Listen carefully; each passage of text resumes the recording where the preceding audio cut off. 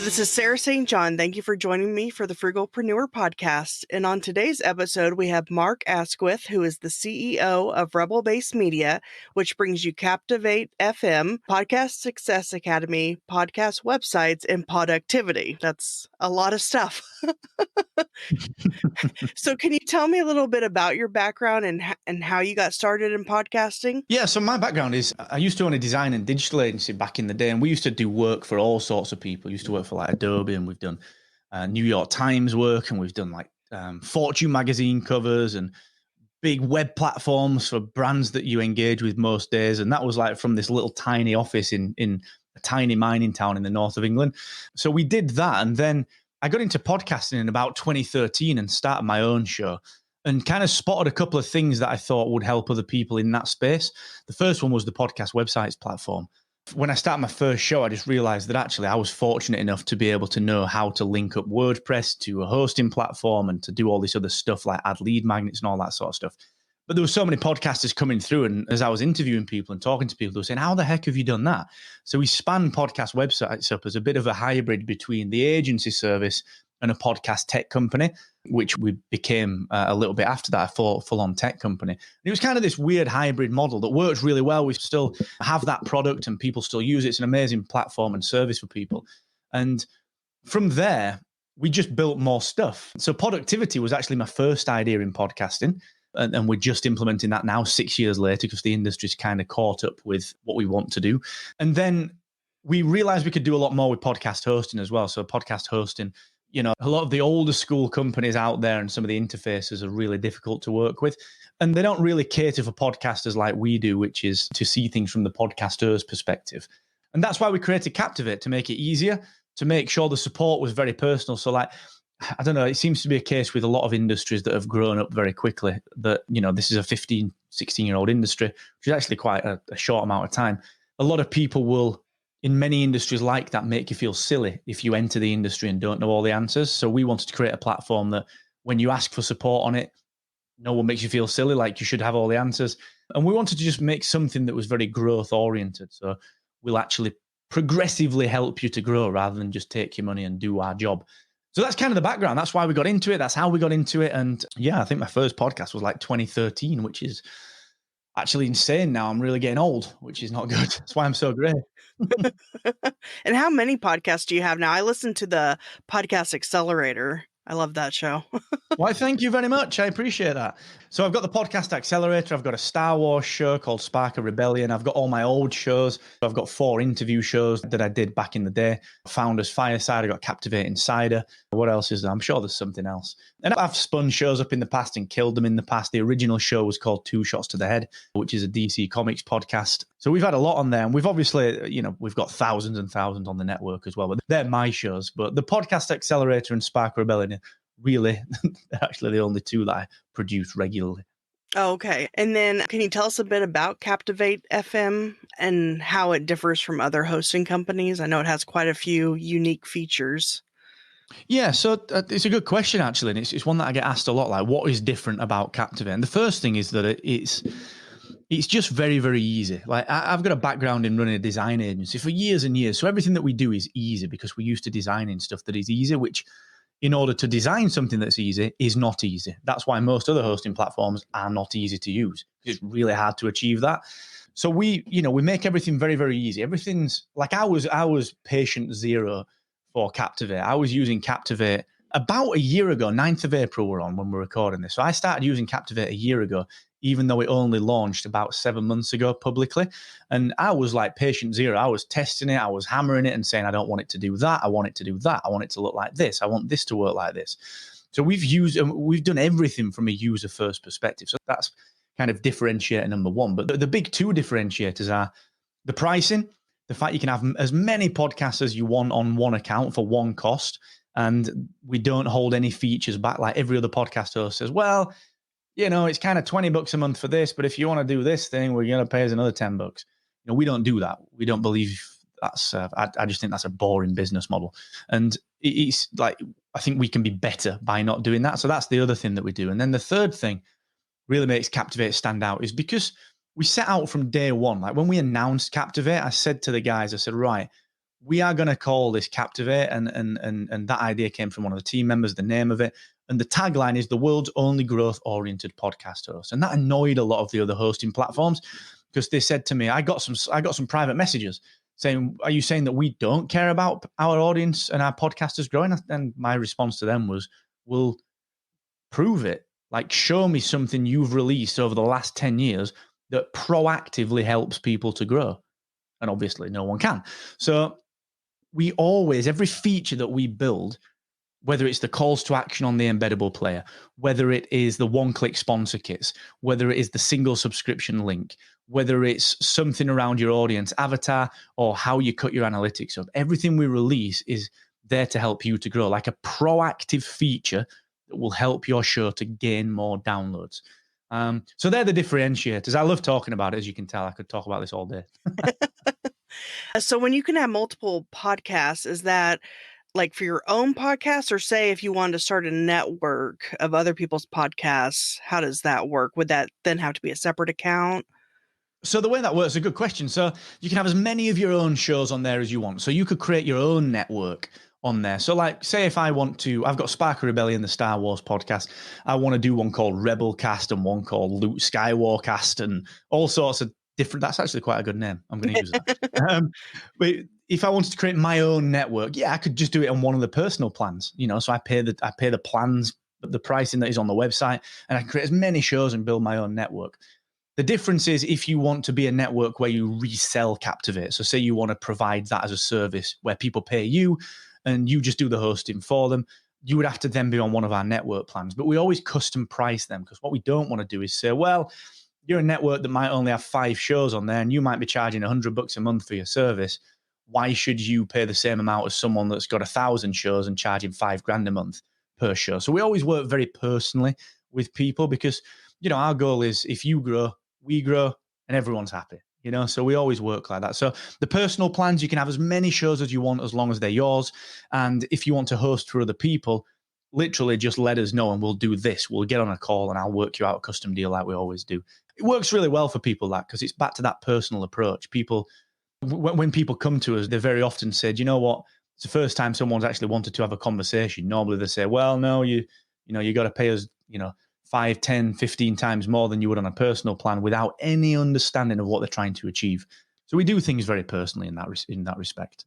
Yeah, and that's pretty cool. It helps people grow with their podcasting. And as far as the calls to action, you had mentioned that, and can you kind of explain more how that works? Yeah, so in your embeddable player, so the Captivate embeddable player works everywhere pretty much. So it works on Twitter, it's fully responsive on different devices. And it's a really cool player, whether it's the playlist version of it, the latest episode version of it, or just the embeddable player per episode. And inside that, what we allow you to do is in the marketing section of Captivate, which no other host has got a marketing section, we let you enter calls to action into your player. So let's say that your listeners now are listening to your show. You can say, hey, this is Sarah. I'm here with Mark. And guess what? Do you know what? If you want to try Captivate for 7 days and you're listening on one of the embedded players, whether it's on Twitter or the website or whatever, hit the button now on your embeddable player, hit the links icon, and you'll see a button in there where you can click it and it will take you to Captivate to start your trial. So you, as an example, if you had an affiliate link, you could put that link in as a call to action on your podcast player. And while you're talking to me, people can be clicking on that link on your website or wherever. So it's really good for like lead magnets, affiliate marketing. It's really good for generating email subscriptions or signing people up to a free trial of a course, or even I think it's a really good way of getting people to listen to the second episode. So this could be the first time I hear your show. What a great way to get me working on the next episode is to say, do you know what, actually, if you like this show, you probably like the one that we talked about a month ago about this thing. I put a link in the calls to action for you. So there's lots of ways that you can use it. But the idea is that people listen quite passively. So when something pops up that they want, actually, okay, we'll just click the links icon and up comes the call to action. It's really powerful. I use it a heck of a lot on all my shows. We use it on the Star Wars show. The main button is the Patreon button, and we generate patrons, fairly readily from that. So yeah, it's a really cool little feature. Yeah, that's awesome. I don't know of anyone else who does that. No other hosting company. So, and then you had mentioned the one-click sponsor kit. Can you go over what that is? Yeah, again, so you go to your marketing section in Captivate. What's the biggest thing that everyone wants to do? It's to get a sponsor for their podcast. What's the one thing no one knows how to do? It's get a sponsor for your podcast. So what we do is we take a lot of the guesswork out of it. So sponsors only really want to see certain things like who are you talking to with your podcast? What are the download numbers? Can I have a little bit of a sample of your content? And does your brand look good? Like I don't want to, if I'm a sponsor, I need to make sure that I'm associating with a brand that is good. So you go to your marketing section in Captivate, you literally press a button and a PDF is generated on the fly. It's got your cover art on there. It's got your branding on there, your color scheme, which is derived from your player. It's got your download statistics across various periods. It's got your website. It's got your contact information. It's got your last 3 episodes.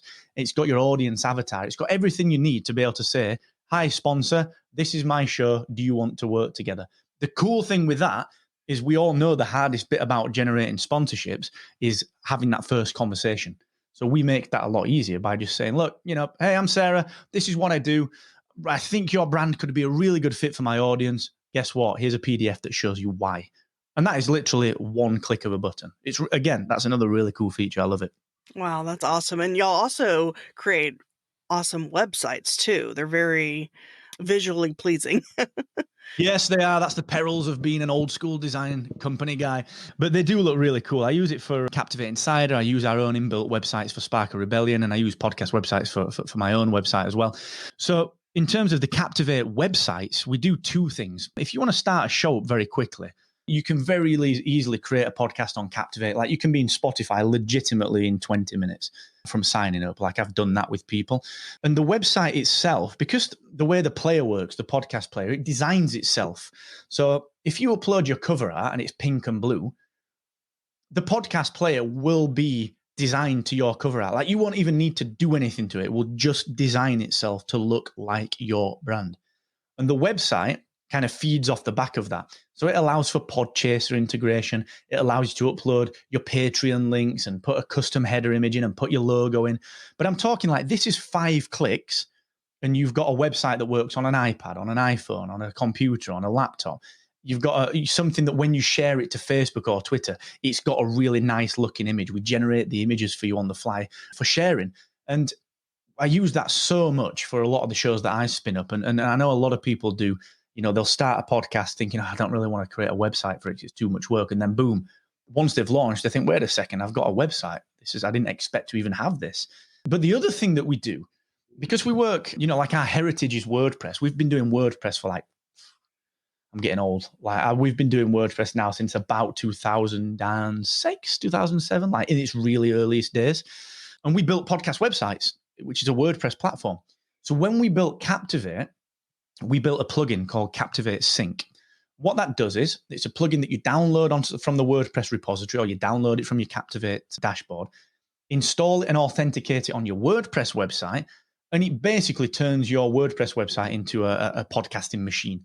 So unlike something like PowerPress, which will generate your podcast's RSS feed on your website, which can make your website slow. If your website goes down, your RSS feed goes down, to the point that the guys that make PowerPress had to make another product called Podcast Mirror to guard against that. So that kind of shows that it's a little bit of a weird thing to do. Ours doesn't do that. But what it does do, it means that Captivate handles all of the stress. It handles all of the RSS feed generation. But if you love a WordPress workflow and you've got WordPress already, you log into your WordPress account, you click publish new episode, and you can publish it from WordPress, and it will sync directly to Apple and Spotify and to Captivate. It will generate a post on your website. It will generate the podcast player, give you all the shareable links, and you can sync all of your shows to it. So if you want to create a network on your website, you literally just say, yeah, sync that show to my WordPress site, sync that show to my WordPress site, and here is the page that I want that show to go on. So that's a really cool plugin as well. That's like Lester, who runs our engineering team on podcast websites, built that because he's a WordPress guru. So we do a lot with websites. We do a lot with websites. And a lot of people will say, how does it compare to PowerPress? And ultimately, it's very different. PowerPress will generate the feed on your website. It's a very old school looking plugin, even though it's had a bit of an update recently. Still looks quite, maybe a little bit dated. And that will generate everything on your website, which is kind of sometimes quite dangerous. But just because something is not generated on your website doesn't mean you don't own it. So a lot of the people that kind of use PowerPress say, well, yeah, I own my .com. Like, there is no difference. Like, you own your .com with Captivate, you own your .com with every other podcast host. It's just like a weird argument that people have. And then the other thing that people say is, how does this compare to like Pat's Fusebox, formerly Smart Podcast Player? Knowing Pat, how I know him, he's a good guy, he's a good friend, and we talk often on this sort of thing. And frankly, honestly, Captivate kind of does everything that something like Fusebox does. Like, it has the players, it integrates with WordPress, but then it also does your analytics, your sponsor kits, it does your host and your RSS feed. So there's nothing that something like that does that Captivate doesn't do, and a lot more as well. My goal genuinely with Captivate is to stop you, the podcast, having to pay an extra $10 for this brand new shiny toy, because you spend $10 a month 10 times. Actually, that's someone that could do all your editing for your podcast or could help you to market your podcast. And I'm always very against people coming into a space like podcasting, seeing an opportunity to make money and essentially saying, well, let's give them something they kind of don't need, but brand it as a bit of a silver bullet. I'm not saying PowerPress or Fusebox do that, but my goal personally is to stop you, the podcaster, paying for all these little peripheral bits that suddenly you think, why am I spending $500 a month on my podcast? I want to stop all that and make sure that you've got everything you need. So that's my personal mission, which sounds a bit weird, actually, but, So it's trying to kind be of nice. an all-in-one platform, basically. What I want to try and do with it is not so much be the all-in-one. Like, I want it to be very good at helping you with your podcast workflow and everything that you do around that. We don't want to be a WordPress, like the best WordPress lead magnet option. Like, sure, we could build that into Captivate, but we want to be just Captivate powers your podcast, and will work very well with WordPress. And if you want WordPress, we have another business that deals with that. But we don't want to be your WordPress. Ultimately, we want our stuff to work well with some of the other tools that you need that aren't podcasting tools, like a HubSpot or a WordPress or a Aweber for your email marketing. So that's the goal, is not necessarily everything in one place, but just your entire podcast engine all there for you. And one question I had was, like, the base plan is $19 a month for, I think it was 12,000 downloads. So, but what if you go over, then, like, can you pay per thousand, or or would you have to go up to the next plan? Neither. So we actually give you a few months grace on this one. So we never automatically update you. So if you go over your plan, which people kind of, to be clear on this as well, when people get over 12,000 downloads, they're normally making a bit of cash. So they want more help with things, which is quite interesting. So generally what we'll do is we'll say to you, look, you'll get an email saying you've gone over the 12,000 downloads. Well done. Keep it up. This is brilliant. Like, don't worry about it. You ain't being charged anymore. Don't sweat it. It's all good. You just carry on. If you do that second month running, we say, hey, this is great stuff. Looks like you're on a growth trajectory. Again, we're not going to auto update you. Don't sweat it. Keep doing what you're doing, but let's look at having a conversation about this. And then what we do with you, we'll work with you, because like I said, everything's very personal. We'll work with you and say, you know what? What's this trajectory look like? Like, should you be on the higher plan because you think you'll get to that stage very quickly? Or was this a spike? Or you might have a 6 months period where you contract in for CNN and it says your logo of the podcast in the bottom corner. So obviously you're going to get a bit of a spike. We'll work with you on actually what's the best setup for you. So we never auto upgrade you. We never force you to pay more. We never hold any features back. That $19 a month is for unlimited podcasts. Unlimited podcasts. Now, the interesting thing with this is that if you look at the terms and conditions of all the other podcast hosts who profess not to charge you for the downloads, go and look at their terms and conditions and go and find the place that says fair usage. Go and find the numbers to do with that fair usage. Because believe me, we're one of the only companies that are actually just putting what we charge you for up front. Everyone else charges you for the exact same stuff we do for downloads. They just bury it in the terms and conditions. And then what they do is they keep advanced analytics back from you until you pay another $15 a month. You go from $5 to 20 because you need the advanced analytics. So I believe we're one of the only hosting platforms that actually charge you for what we get charged for. Look at some of the original ones. They charge you for storage. Storage is a fixed cost. It does not change. We charge you for bandwidth, which is the only thing we get charged for. So for us, ultimately, we are just passing on the cost. For some of the older companies out there, they actually want you to have lower downloads because it costs them less in bandwidth, but they're charging you for storage.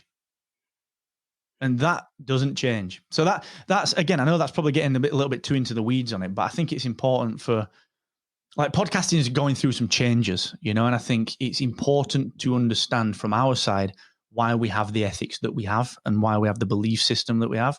Because the way I always see this is that podcasting is the most intimate medium that there is. And you have to be working with people that you really can trust to have your back on this, because like you're projecting your voice into someone's ear. Like, that's very intimate. It's very, very personal. You need to make sure that you've got everything in place that's done in the right ethical manner, the right manner for you. And that's why we're so open and transparent with it, almost probably to a fault at times, And can you explain a little bit about podcast websites? You had mentioned that before.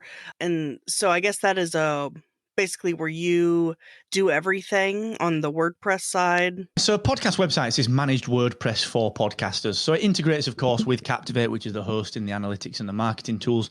But ultimately, podcast websites is, when you're a personal brand and we work with people that are really looking to build a personal brand around the podcast. Very often, you're up at 2 a.m. thinking, why the heck's my WordPress site not working? Why is this plugin broken? How do I add a lead magnet? How do I add a page? How do I do this? How do I do that? Is my WordPress backed up? Is it up to date? Is the security all right? Is this plugin all right?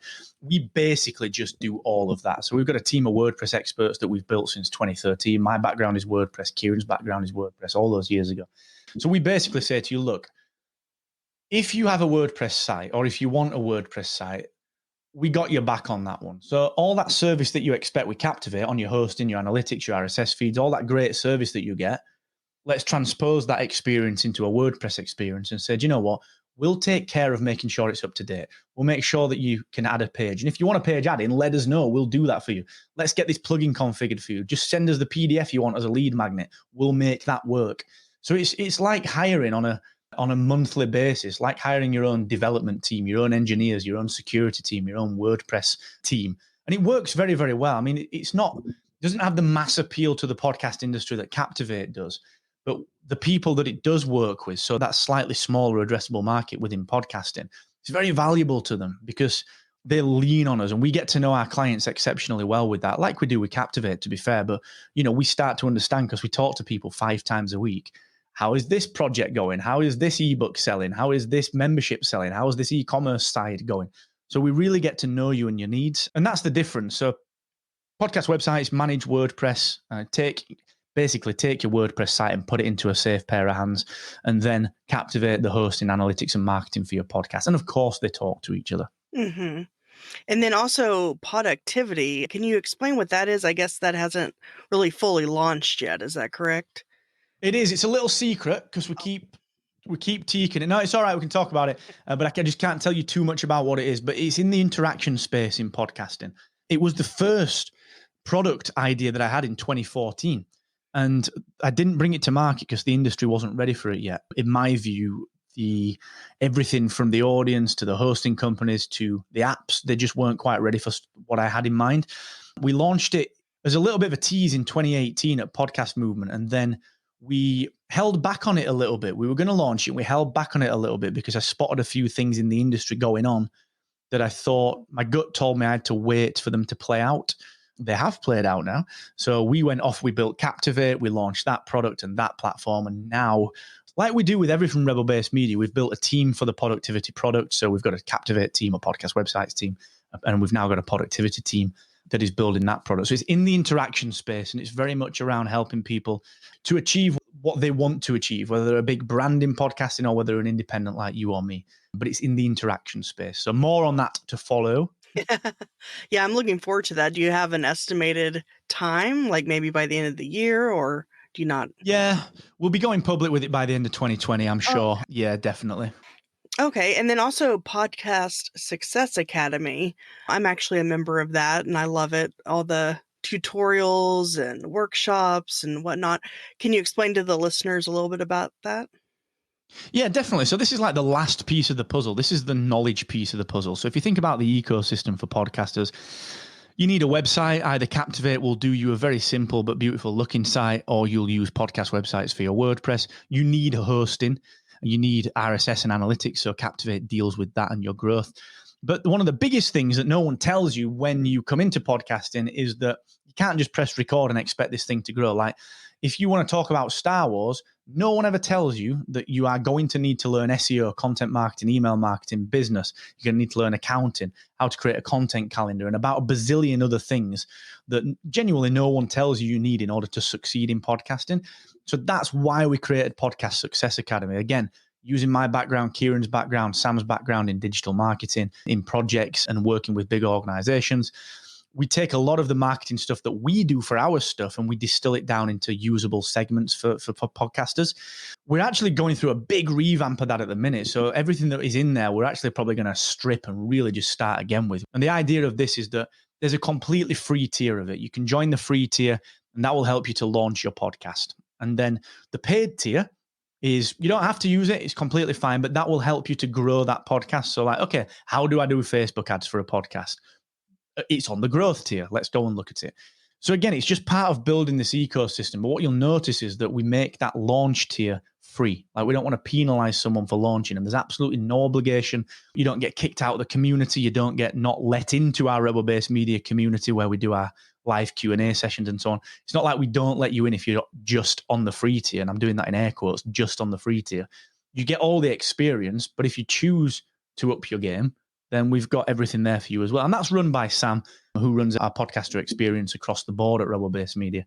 So it's always fun because we do a lot of things.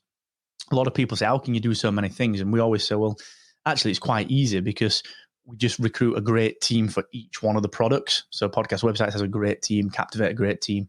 Sam runs the Podcast Success Academy. And then we tie that all together with an agnostic customer experience team. So if you raise a support request on the Academy, it will be the same people answering it that answer it on Captivate, so that we can get to know each other and we have the same. Oh, hey, Sarah, yes. I saw you looking about at the one-click sponsor kit actually in Captivate. Now you're in the Academy asking for a little bit of support on what's the best way to pitch for sponsors. Of course, everything's cohesive. We can start to talk to you about your goals.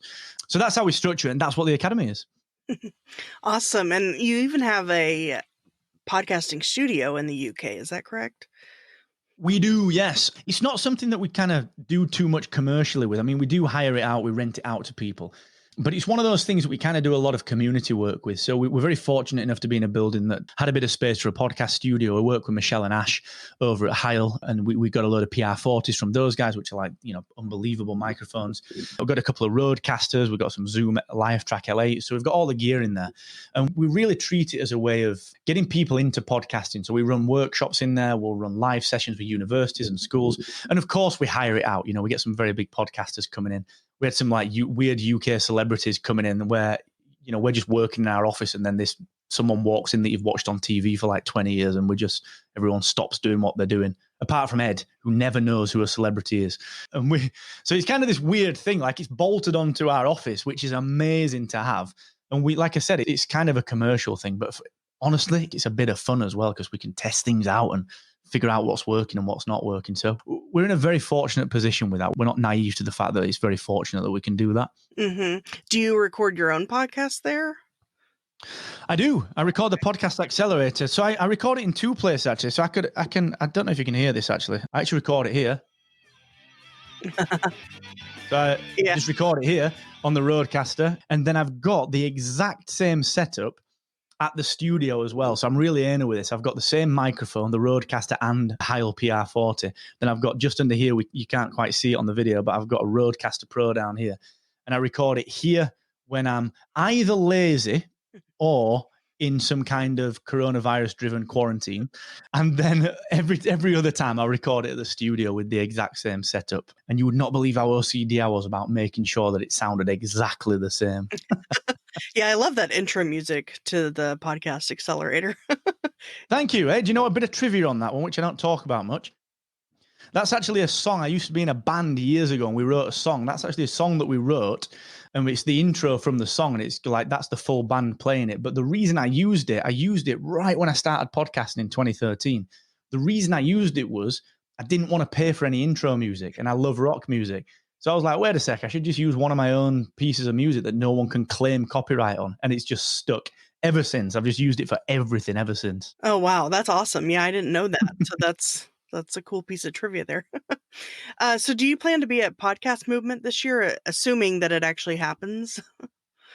Yeah, I mean, we're hoping so. It's a funny one for us because, like, we just got back from Podfest. We were at Podcast Movement Evolutions. So much love and respect for Jared and Dan. You know, they've been supporters of us since day one, and we've been there since day one with Podcast Movement. So we hope to be there, but it does depend on when it is now. We were planned out there in August, but I don't know what's going to happen with it. But yes, I mean, all being well, we will be there as normal. You know, we'll have the booth as normal. We'll do the meetup as normal. We'll do the speaking as normal. And I mean, it's just weird, isn't it? Like, who knows what's going to happen with it? But fingers crossed. Yeah. Yeah. I'm hoping it happens. It's actually where I live this year in Dallas. Oh, really? Yeah. So that'll be convenient and Ah. save on travel expenses, hotel expenses, all that stuff. So Oh, that's cool. I love Dallas as well, by the way. I went to FinCon there a few years ago, and I'm like I loved like the whole JFK story. So I was just blown away. I'm like, I've got to go. And it was just the most surreal thing ever. So I'm looking forward to getting back there. Really liked it in Dallas. cool. Well, I hope I can meet you there, and I appreciate your time today. And is there anything else that you want to discuss that we haven't discussed or go over?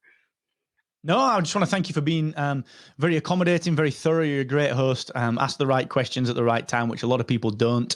So I think it's fantastic. No, thank you for having me on. It's a real pleasure. Well, I appreciate it. And just so everyone knows, you can go to captivate.fm for a free 7-day trial. And then I'll have show notes at thesarahstjohn.com/captivate.